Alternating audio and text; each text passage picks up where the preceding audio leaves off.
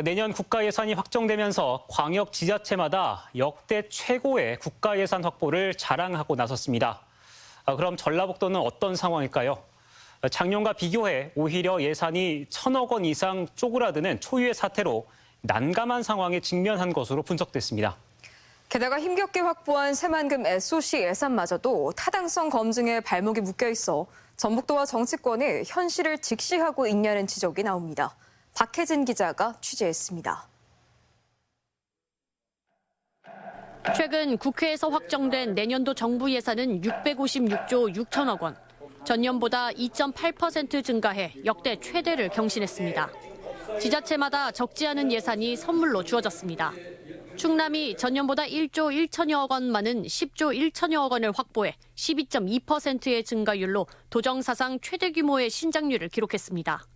경북도 5% 증가해 10조 9천여억 원을 확보했고 이웃인 전남도 4,230억 원, 4.9% 증가한 8조 6,525억 원을 확보하는 등 광역지자체마다 역대 최대 규모의 국가 예산 확보를 자랑했습니다.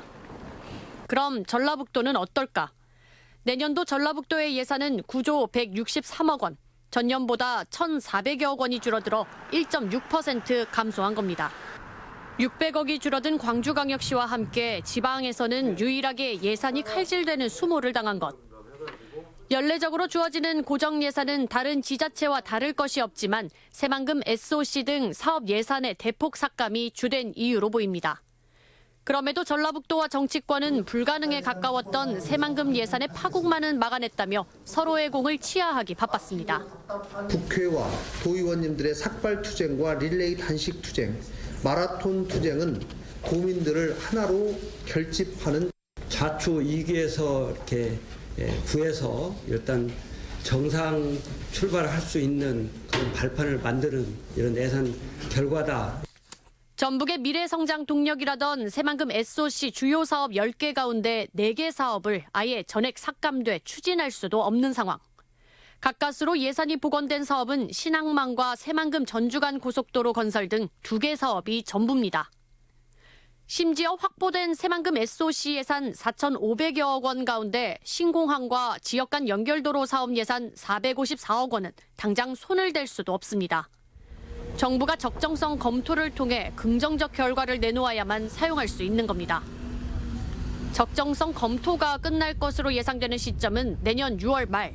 긍정적인 결과가 나온다 해도 1년의 절반이 지난 뒤에야 실행이 가능해 제대로 된 예산 집행이 가능할지 의문이 상황인데도 전라북도는 2년 연속 9조 원대 예산을 유지한 데에만 의의를 두고 있습니다. 정부의 새만금 예산 삭감 논란에도 불구하고 전북의 국가 예산 9조 원 시대가 올해 이어 내년에도 이어지게 되었습니다. 해마다 증가하던 국가 예산이 뒷걸음질 친 초유의 사태.